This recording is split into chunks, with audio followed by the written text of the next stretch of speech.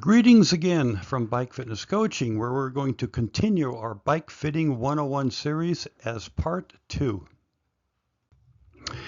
So what is actual bike sizing? Bike sizing is the process of selecting the correct frame and frame size that will accommodate your A, unique body dimensions, and B, the cycling events you plan to ride, road, crit, TT, which is usually the frame selection. Bike sizing ensures that your riding experience will be comfortable, efficient, and safe since you'll be on the right size frame. What is Wout doing here? It's like a kid's bike he's riding. Is that the right frame size for him? Now, bike fitting is a process of adjusting your bicycle so that it fits your touch points. Saddle position, handlebar tilt, even cleat position is adjusted. And again, the touch points are your hands, your butt, and your feet. Customizing the components to match your unique body dimensions, riding style, and goals, which you can modify stem length, saddle width, crank length, etc. Yet we find that most fitters stop here at adjusting the bicycle. They leave the existing components, which normally we see the cranks are too long, the saddles are too narrow, and the stems are too long, and they do the best they can by fitting the person to the bike with those existing ill-fitted components. And if you look at how they used to race in the 80s and 90s, 64.7, this guy is going to have destroyed his knees before he's 30 years old. And also we talked about iliac artery endofibrosis. Look at what he's going to do. He's crushing that iliac artery. Here's a question that comes up all the time. Bicycle versus bike fit machine. Which do we use and why? We use the Kicker roller now because it uses all of the existing drivetrain on the bicycle as well as the bicycle itself.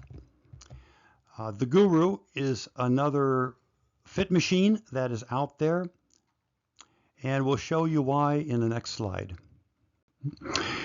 So we actually had a Guru DFU, dynamic fitting unit, once, but everyone wanted to be fit on their bicycle. When I asked why, the clients always told me, I know when it's right and I know when it's wrong. I want to be fit on my bicycle. Another big problem, when they're fit correctly on a fit machine, the rider can feel a 1 millimeter change in saddle height. So when you're done fitting on a Guru machine, for example, you will need to be within 1 millimeter or 0.04 inches, that's 4/100ths of an inch, when transferring the dimensions from the fit machine to the client's bicycle.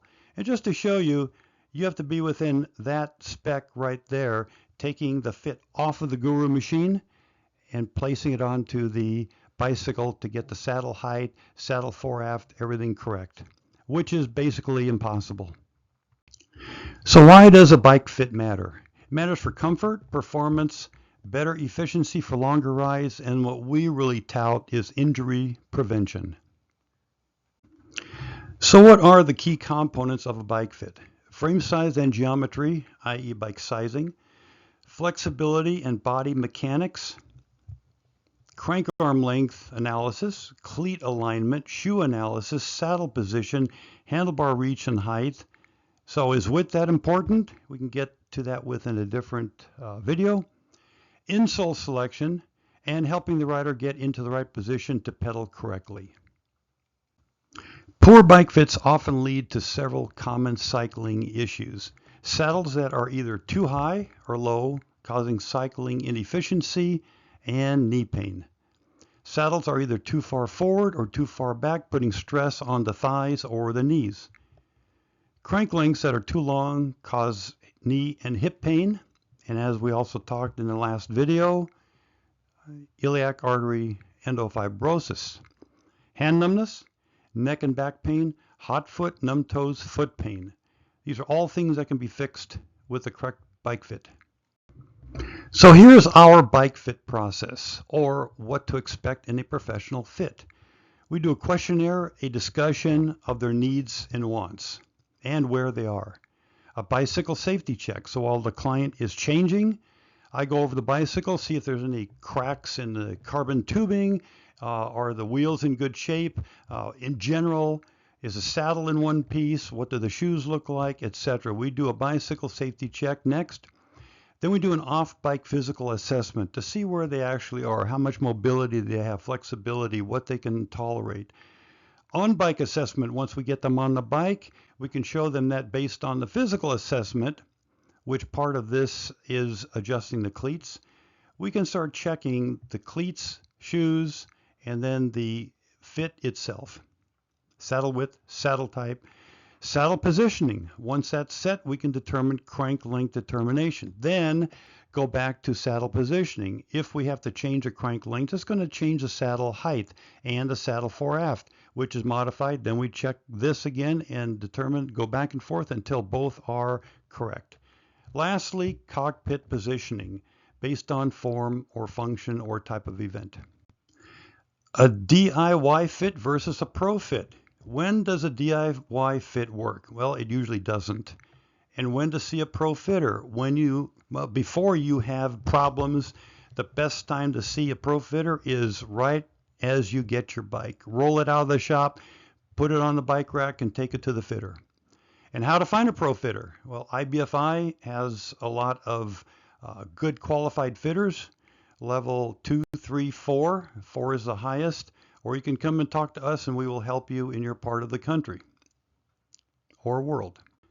So that brings us to virtual bike fits. We started during the COVID years, we did probably 500 or 600 Peloton fits, all virtual, and helped that many riders get comfortable and safe so they could ride their Pelotons.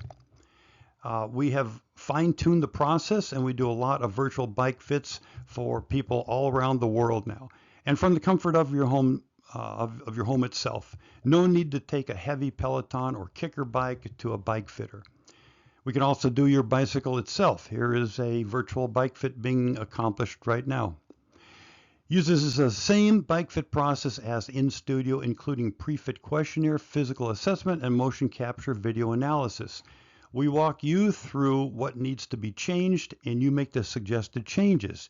In other words, you learn more about your bicycle after the fit than you ever thought you would know before the fit. And results are the same great bike fit that addresses all of the issues. A few tips when going to a bike fit: bring all of your riding gear, everything, including helmet, gloves, jersey, bibs, socks, shoes, etc. Going to the fit, wear some basketball shorts so the fitter can do a saddle width analysis test for you. And discuss all of your issues, needs, wants with the fitter. Post-fit, if there are some extremes to the bike fit needed, give it 2 weeks of riding before you go back to the fitter. Again, work with the fitter, but expect your body to adapt in about 2 weeks to the new position. So go and support your local bike shop, buy a bicycle, and schedule a bike fit. A bike fit is for everyone, not just for racers or pros. And yes, even the pros get injured. Enric Mas had to withdraw from the 2025 Tour de France. It's rumored he had a DVT in his leg. A great bike fit is one of the best investments a cyclist can make. Bike fits improve cycling efficiency and performance while reducing cycling-related injuries, all of which lead to a great cycling experience. So this ends part 2. Thank you for attending, and if you have any questions, let us know, and visit bikefitnesscoaching.com for any follow-ups.